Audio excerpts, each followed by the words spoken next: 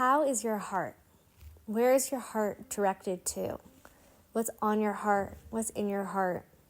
It's almost Rosh Hashana, and we have this last Shabbos of preparing and getting into the energy that we want to really show up with on Rosh Hashana.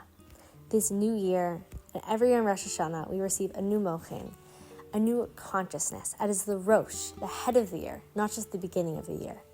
And just as the head affects the entire body and gives life to the body, so too we're going into these days of new life and new chayas to every limb of our body. In this week's Parshas Nitzavim, we learn about this mitzvah of tshuva and how, yes, tshuva is a mitzvah, and at the same time, it's something that really comes from our heart. It comes from our desire to connect. It comes from realizing, wow, the only thing that I want is Hashem. And this idea that ultimately it's our hearts that are going to bring us back to Hashem, our God. When we think about what could be on a person's heart, and what does it mean, this idea of the circumcision of the heart? So much of our heart is to do with desires. What is it that I really want? So we learn on the Haftorah of Hannah that we read on Rosh Hashanah. We learn all about Hannah's desire. Hannah was praying in the Mishkan for a child, and Elia Cohen thought that she was drunk. Not physically drunk, but actually drunk on her own desire, her own obsession, focused on her own needs in a way of total obsession. And what she said back to him is, no, I'm not drunk. I am here for Hashem. My desires are pure. The things that I need, they're not because I need them, they're because Hashem needs them. And when we're able to really align our heart with this place of all of our desires, it's really because we want to connect with Hashem. Everything that we want in this world, physical and spiritual needs, it's all for the sake of the relationship. If you think about it, why do we need a home? Not just, a hut or the bare basics. Why do we want a home to be beautiful? It's for the sake of the people who are living there together. It's for the sake of the relationships that happen there. Hashem wants this world to be beautiful and filled with light and connection and all the blessings that we need and want for this new year. We know it's for the sake of this relationship between us and God. And so therefore, a person should be able to show up on Rosh Hashanah and not feel afraid to ask for your spiritual and physical needs, because you know that, why do I need these things? Why is this desire of the heart? Because we want to serve Hashem this year in the fullest, most expansive way. And so they're not our needs, they're actually Hashem's needs. And we're able to step beyond what those particular desires are. And for a moment, just go to the essence of what that relationship is. Meaning realizing this is all for the relationship. And being able to find the comfort and the togetherness. It's no longer, I need this thing.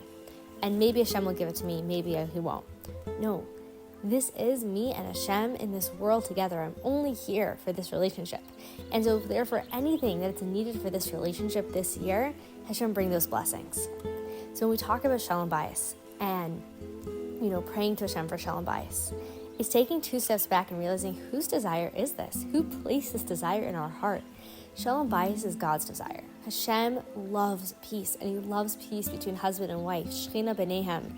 Hashem's presence, the divine feminine presence, rests between a husband and wife. Where does Hashem want to be found? He wants to be found in your home, in the energy between you and your husband.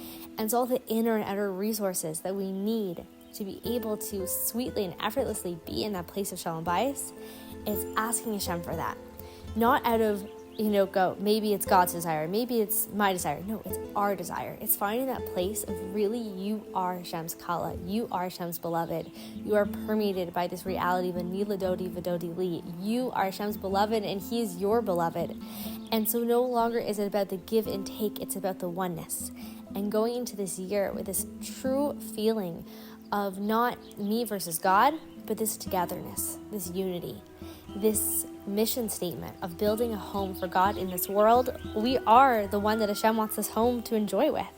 Imagine building an entire home for someone, and then, the person is building the home, and then they're so tired by the time the home's ready, the grand opening of the home, they're like, oh, sorry, I'm too tired to show up. It's like, what do you mean? This entire house is for us to enjoy together. We've been building this Hashem, this home, through thousands of years of Galus. And Hashem says, okay, but the main thing is that you're in the home with me. And so we're not just showing up as avadim. We're not just showing up as servants. We're showing up as Hashem's bride, as Hashem's kala.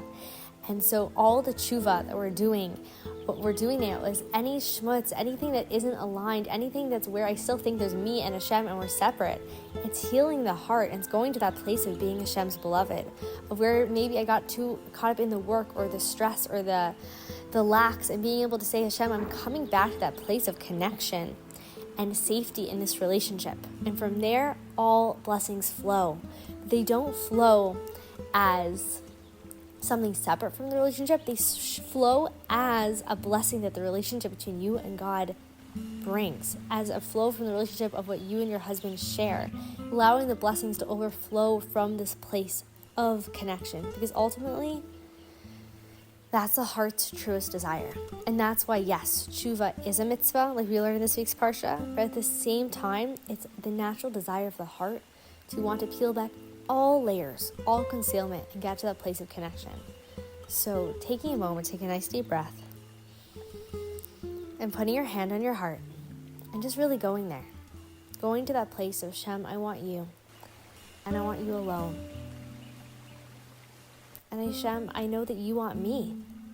I know that you want me happy. I know that you want me filled up. I know that you want me joyful and radiant and feeling good. And I know that all the blessings of this new year, everything that we're going to do together, all the adventures and the missions and the mitzvahs, I know you're going to supply everything in abundance. Being in the trust and the abundance of this relationship. Taking a nice deep breath and going into your day with confidence and joy and excitement for this Rosh Hashana. Wishing you the sweetest Shana Tova, and looking forward to seeing you in the Gula Life Circle or our coach training, or meeting you at one of our Rosh Chodesh Zooms. Stay in touch and be involved. It's so great to have you as part of this community.